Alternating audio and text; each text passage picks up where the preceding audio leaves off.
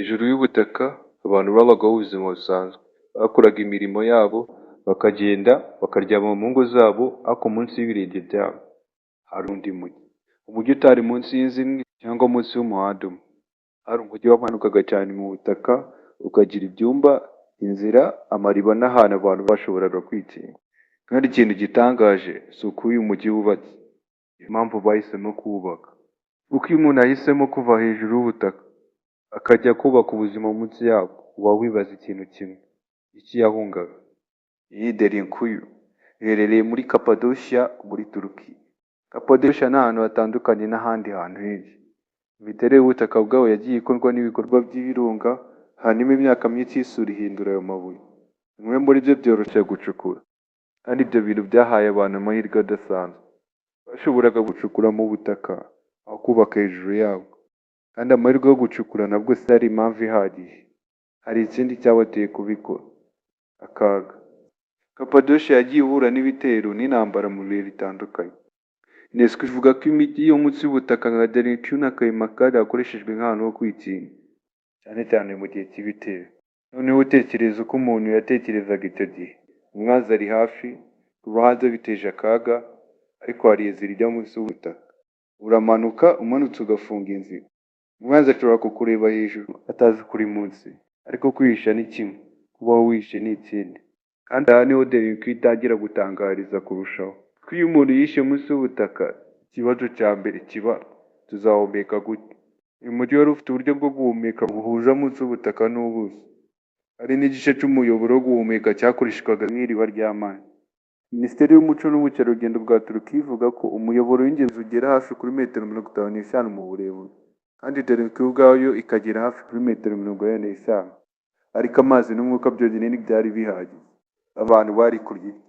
Aha niho imiterere y'umujyi itangira kugira icyo itubwira.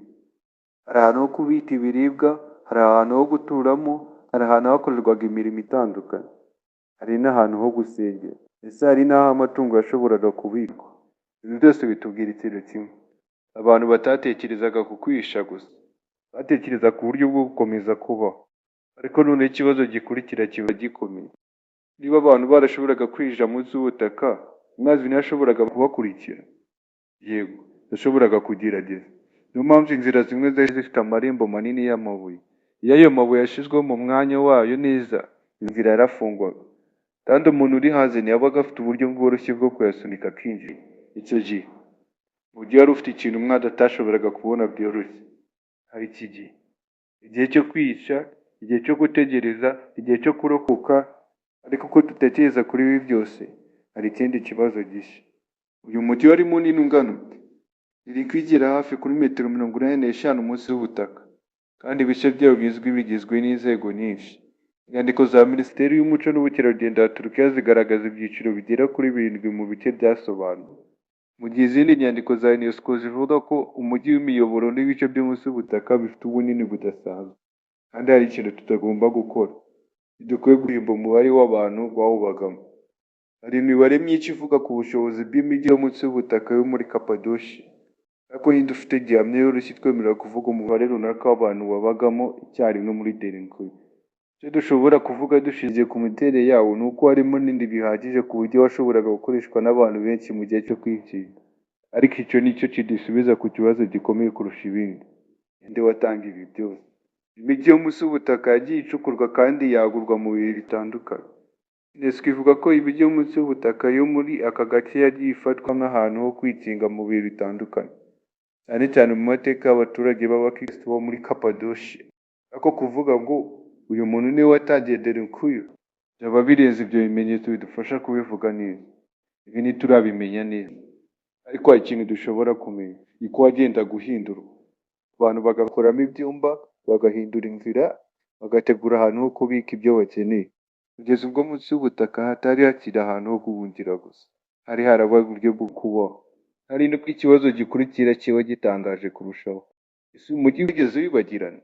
Mu bihe bya vuba, ibice by'umujyi byongeye kumenyekana no gukorerwamo ubushakashatsi, kandi ibyo byatumye abantu basobanukirwa ko munsi y'ako gace hari ibintu byinshi byari bihishe. Derinkuyu yafunguwe ku basura mu 1665, kandi kugeza ubu igice gitoya c'umujyi nicyo gifunguwe ku bantu basura. Minisiteri y'Umuco n'Ubukerarugendo ya Turukiya ivuga ko hafi 10% aricyo gishobora gusurwa. Tekereza kuri ibyo, umujyi wose, ariko abantu bakabona igice gito gusa. Icyo gihe ikibazo kirahinduka. Ntabwo tukibaza gusa iki twabonye, ahubwo utangira kwibaza iki kiri munsi y'ubutaka tutarabona. Kandi aho rero dore inkuru irushaho kuba inkuru ishimishije. Uko urebye ibyo abantu bakoze, bisa n'ibikorwa by'umuntu wacukuye umwobo ngo yihishe. Byasa n'umuntu wari ufite ikibazo agashaka igisubizo, maze igisubizo cye kigakura buhoro buhoro kikavamo iseke. Iyo umwuka wari ikibazo, iyo bashakaga uburyo bwo guhumeka. Iyo amazi ari ikibazo, bakoraga amariba. Iyo ibiribwa byari ikibazo, bagategura aho kubibika. Iyo umutekano wari ikibazo, bagafungura inzira. Ikibazo kimwe cyabaga igisubizo, kandi igisubizo kimwe kikabyara ikindi kibazo. Ahari niyo mpamvu dore inkuru ikomeje kudushimisha. Ntabwo ari ukubera ko iri munsi y'ubutaka gusa, ni ukubera ko itubwira icyo abantu bashobora gukora. Iyo si bari basanzwe bazi, ariko bari batakizeye. Bahisemo kumanuka. Ariko ntabwo bamanutse ngo bahunge gusa, bamanutse ngo babone uko bakomeza kubaho.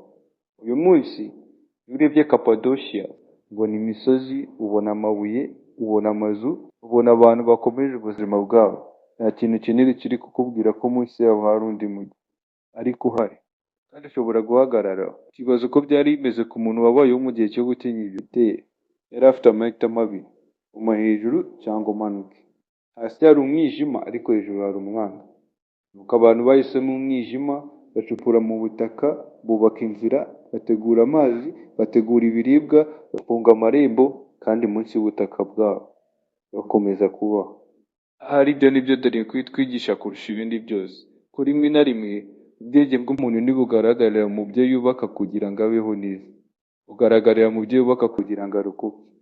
Kandi iyo urebye uyu mujyi uyu munsi, ntibabona gusa amabuye yacukuwe, wabona ubwoba bw'abantu, wabona uburyo bashatse umutekano, wabona ibibazo bahuye nabyo n'uburyo babishakiye ibisubizo.